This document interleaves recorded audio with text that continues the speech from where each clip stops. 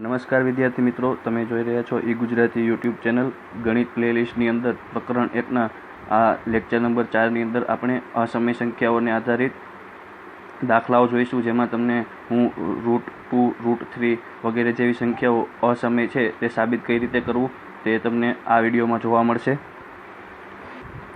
તો જો તમને અસમય સંખ્યાઓ શું છે એ ખ્યાલ ના હોય તો ભાગ 1 પ્રસ્તાવનાની અંદર મેં ધોરણ 9માં તમે જે સમય સંખ્યાઓ અને અસમય સંખ્યાઓ ભણી ગયા છો તેમનું પુનરાવર્તન ઉદાહરણ સાથે કરાવેલું છે. તો તમને જો ખ્યાલ ન હોય તો તમે એ વિડીયો જોઈ શકો છો. ભાગ 1, 2 અને 3 ત્રણેય વિડીયોની લિંક હું તમને આ વિડીયોના ડિસ્ક્રિપ્શનમાં આપી દઈશ, તો તે તમે ત્યાંથી જોઈ શકો છો. તો ચાલો આપણે શરૂ કરીએ અસમય સંખ્યાઓનું પુનરાવર્તન. સૌપ્રથમ આપણે જોઈએ પ્રમેય 1.3. તો પ્રમેય 1.3 એવું કહે છે કે ધારો કે p એક અવિભાજ્ય સંખ્યા છે અને ધન પૂર્ણાંક a માટે જો a² એ p વડે વિભાજ્ય હોય તો a પણ p વડે વિભાજ્ય હોય. હવે આ પ્રમેયની સાબિતી તમને પાઠ્યપુસ્તકમાં આપેલી છે, પરંતુ તે તમારા પરીક્ષાનો ભાગ નથી, તો એ સાબિતી આપણે ડિસ્કસ નહીં કરીએ, પરંતુ હું તમને એક ઉદાહરણ સાથે આ પ્રમેય સમજાવીશ કે તે શું કહેવા માગે છે. તો ચાલો આપણે એક ઉદાહરણ જોઈએ. હવે આપણને પ્રમેયના સ્ટેટમેન્ટમાં એવું કીધું છે કે p એક અવિભાજ્ય સંખ્યા છે. તો આપણે અવિભાજ્ય સંખ્યા એટલે તમે જાણો છો કે 2, 3, 5, 7 એવી કોઈ પણ સંખ્યા. તો આપણે ઉદાહરણ તરીકે 2 ધારીએ કે p = 2 અવિભાજ્ય સંખ્યા છે. હવે કોઈ ધન પૂર્ણાંક a માટે જો a² એ p વડે વિભાજ્ય હોય તો a પણ p વડે વિભાજ્ય હોય. તો હવે કોઈ એવી સંખ્યા ધારો કે જે 2 વડે વિભાજ્ય હોય, તો આપણે ધારીએ 8. તો a² બરાબર થશે 64. તો 64 એ 2 વડે વિભાજ્ય છે, એ તમે જોઈ શકો છો.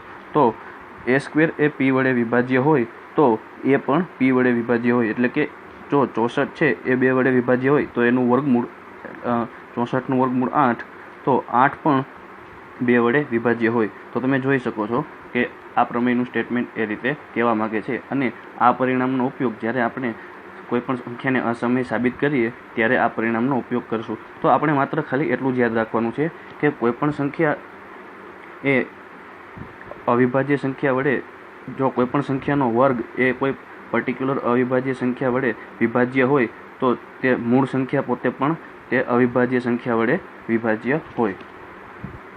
બીજું એક ઉદાહરણ લઈએ. તો ધારો કે આપણે લઈએ p બરાબર 3, a બરાબર 18. તો a² બરાબર થશે 324. તો હવે તો આપણે ચેક કરીએ કે a² એ p વડે વિભાજ્ય છે કે નહીં. તો આપણે 324ને જો 3 વડે ભાગીએ તો 108, જે 3 વડે વિભાજ્ય છે. તો હવે 324નું વર્ગમૂળ એટલે કે 18. તો 18 એ પણ 3 વડે વિભાજ્ય હોવું જોઈએ. તો આપણે જોઈ શકીએ છીએ કે 18 એ 3 વડે વિભાજ્ય છે, અને આપણે 18ને 3 વડે ભાગીએ તો 6 ભાગફળ મળે. તો આ રીતે આવા અનેક ઉદાહરણ છે જેના દ્વારા આપણે આ પ્રમેયને ખાલી સમજી શકીએ. જો તમારે સાબિતી જોવી હોય તો તમે પાઠ્યપુસ્તકમાં જોઈ શકો છો, પરંતુ એ તમારી પરીક્ષાનો ભાગ નથી. હવે આપણે પ્રમેય 1.4 જોઈશું, જેમાં એવું સાબિત કરવાનું છે આપણે કે √2 એટલે કે વર્ગમૂળમાં 2 એ અસમય સંખ્યા છે. તો હવે આ પ્રકરણની અંદર આ પ્રકારની કોઈ પણ સાબિતી માટે આપણે એક અપ્રોચ ફોલો કરીશું, જે તમારા પાઠ્યપુસ્તકમાં આપેલો છે. તે એવું છે કે જે કોઈ પણ સંખ્યાને આપણે અસમય સાબિત કરવાની હોય તો આપણે તેને એવું ધારી લઈએ કે આ સંખ્યા સમય છે, અને આપણે જ્યારે ગણતરીમાં આગળ વધીએ તો આપણને એક એવો વિરોધાભાસ ઊભો થશે જે એવું સાબિત કરશે કે આપણે જે ધાર્યું છે તે ખોટું છે. જે આપણે ધાર્યું હોય કે આ સંખ્યા સમય છે, પરંતુ જ્યારે વિરોધાભાસ આવે તો એનો મતલબ એવો થાય કે આપણી ધારણા ખોટી છે અને આપણે જે સંખ્યાને સમય ધારતા હતા તે અસમય છે. તો આની શરૂઆત કરીએ. તો આપણે સૌપ્રથમ એવું ધારો કે વર્ગમૂળમાં 2 એ સમય સંખ્યા છે. હવે મેં તમને ચેપ્ટર 1ના લેક્ચર 1ની અંદર સમજાવેલું હતું કે જો કોઈ પણ સંખ્યા એ સમય સંખ્યા હોય તો તેને 2 પૂર્ણાંક સંખ્યાઓના ભાગાકાર સ્વરૂપે દર્શાવી શકાય. તો જો આ √2 છે તે સમય સંખ્યા હોય તો એને આપણે a/b વડે દર્શાવી શકીએ, જ્યાં a પણ એક પૂર્ણાંક છે અને b પણ એક પૂર્ણાંક છે, અને જ્યાં b એ શૂન્ય નથી. આ એટલા માટે લખવું પડે કારણ કે જો કોઈ પણ સંખ્યાનો છેદ શૂન્ય હોય તો તે સંખ્યા ઇન્ફાઇનાઇટ થઈ જશે. આ ઉપરાંત આપણે એક ધારણા એવી પણ કરીશું આમાં કે આ a અને b છે તે અતિ સંક્ષિપ્ત રૂપ છે, જેનો મતલબ કે આ બંનેનો હવે કોઈ પણ અવયવ નથી. તો તમને ઉદાહરણ આપું.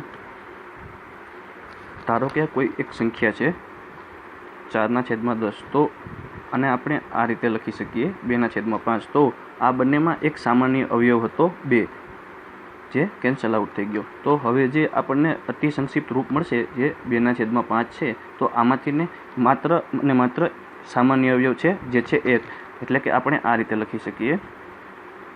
આ સિવાય હવે આના કોઈ પણ વધારે ભાગ નહીં પડે. તો મતલબ એવો છે કે P અને Q, A અને B આપણે જે આમાં ધારેલા છે તેમનો સામાન્ય અવયવ માત્ર એક જ છે.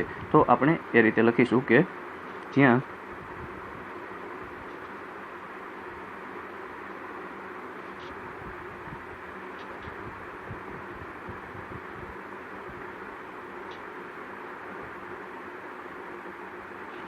હવે આપણે આને એક સ્ટેપ આગળ લઈ જઈએ તો આપણે આને આ રીતે લખી શકીએ. બીને બરાબરની ડાબી બાજુ લઈ જઈને તો આપણે આ રીતે લખી શકીએ, બંને બાજુ વર્ગ લેતા.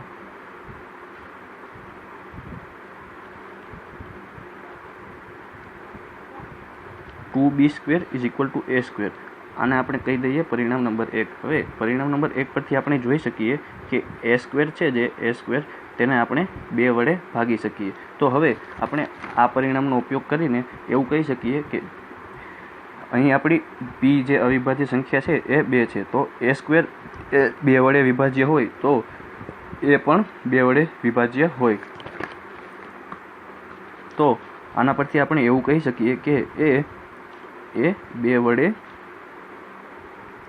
વિભાજ્ય છે. તો આપણે આવું લખી શકીએ કે a = 2k, કે એ 2ના ગુણાકારમાં છે. તો હવે k ની વેલ્યુ કોઈ પણ પૂર્ણાંક સંખ્યા હોઈ શકે, જેમ કે 1 લખીએ તો 2 × 1 જે 2 પોતે થશે.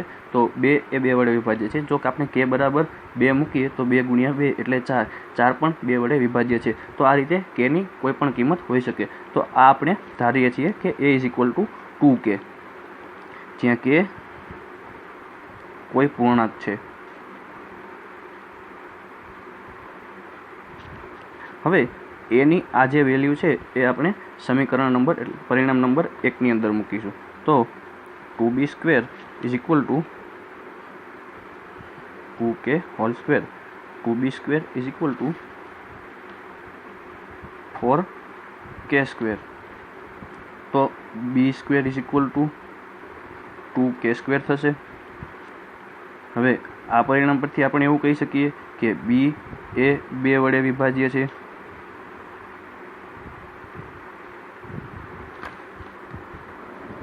તો a પણ 2 વડે વિભાજ્ય છે અને b પણ 2 વડે વિભાજ્ય છે. પરંતુ આપણે તો અહીં એવું કહ્યું હતું કે a અને b ને એક જ એવો સામાન્ય અવયવ છે, પરંતુ આમાં એવું દર્શાવે છે કે a અને b બંનેનો એક સામાન્ય અવયવ 2 પણ છે.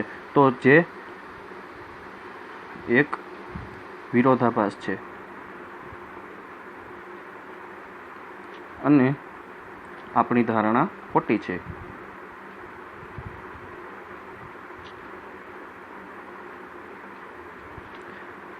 આથી કહી શકાય કે વર્ગમૂળમાં 2 એ અસમય સંખ્યા છે.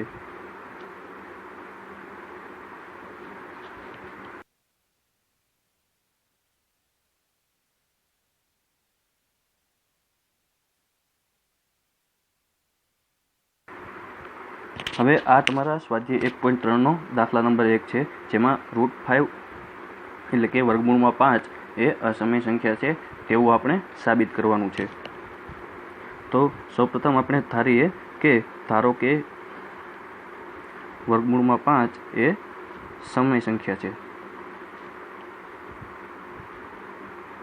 જો આવું હોય તો આપણે વર્ગમૂળમાં 5 ને આ રીતે લખી શકીએ.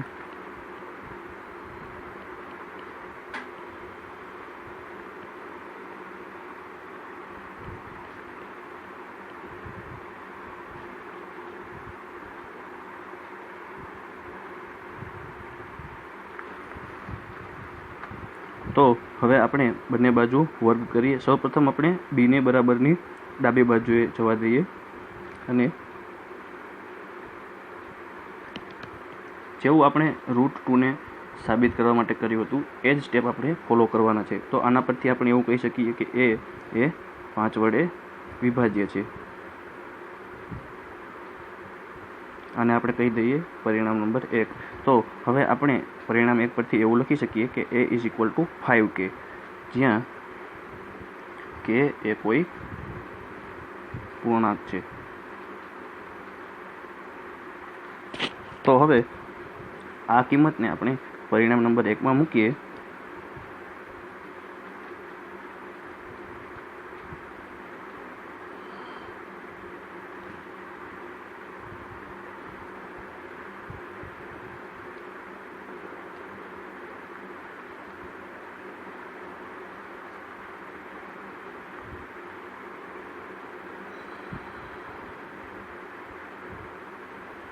હવે આના પરથી તો આપણે એવું કહી શકીએ કે બી એ 5 વડે વિભાજ્ય છે.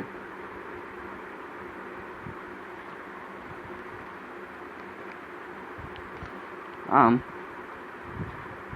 પરિણામ 1 અને 2 પરથી એવું કહી શકીએ કે a અને b એ 5 વડે વિભાજ્ય છે, જે એક વિરોધાભાસ છે.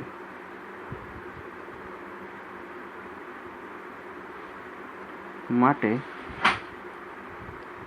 આપણી ધારણા ખોટી છે. આમ વર્ગમૂળમાં 5 એ અસમય સંખ્યા છે.